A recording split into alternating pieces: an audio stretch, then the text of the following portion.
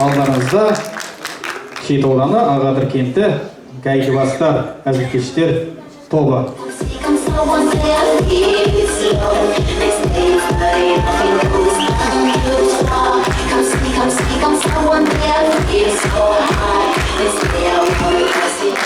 Ауылдың Гайдыбастар кеп қалды, кеш жарық қарағандар!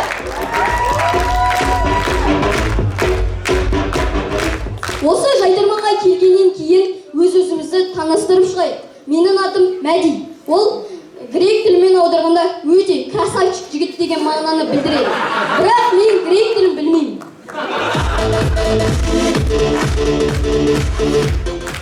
Ал бұл Димаш. Димаштың түріне қараңыздаршы. Димаштың түрі деген төбелеске тоймайтын тұр ғой. Андай тойда ағаларымыз болады ғой, 4-5 балаға тіреліп отылып атса да, братан, тағы да бірде төбелесейікші дейтін тұр ғой. Общым айтқанда, Жұмабектің бажасы ғой. Бұл Асылжан. Асылжанның түрін қалай келтірсем екен. Көктем келді. Терезенің алдына сармай қоямыз. Сармай еріп, сығылып кетеді ғой. Сондай тұр ғой.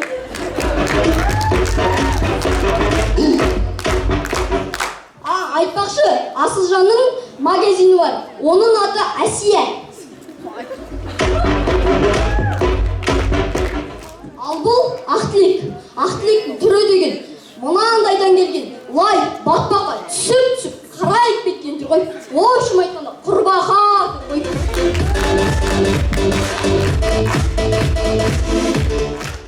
Мұның түрі деген не көрмеген тұр ғой. Жер тоса, желір көріп тұр ғой. Ұлы отан соғысын көріп тұр ғой. Ашаршылық көріп тұр ғой. Общым айтқанда, көне тұр ғой.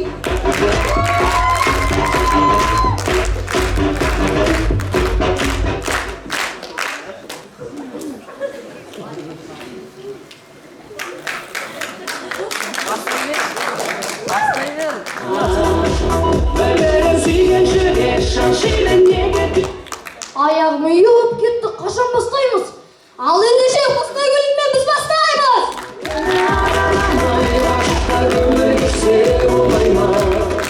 2072 жыл атасы мен немересі.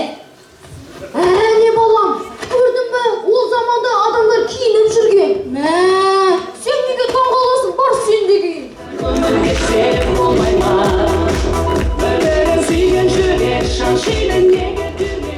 Тамашалаймыз, тәрбиелеген балалар карта ойнауда. Алтылық кімде?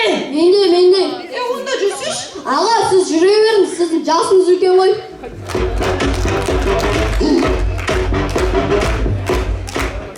Қошқар мен Текенің әңгімесі. Теке, сендер неге сақал өсіресіңдер? Сақал өсіру деген сүннет қой, сүннет.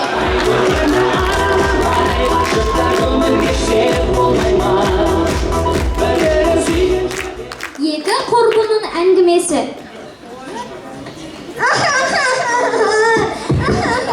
Подружка, не болды, жаным айтшы, не болды? Жылдым аны туғаны жоқ қой. Мәңіз бүгінді. Жаным жыламашы, не болды, айтшы. Прямо эфирға кіргенім үшін тастап кетті. Ол прямо эфирға кірген үшін адам неге тастайды? Жылдым аны. Айтшы, жаным. Прямо эфирді душта қосып қойыппын.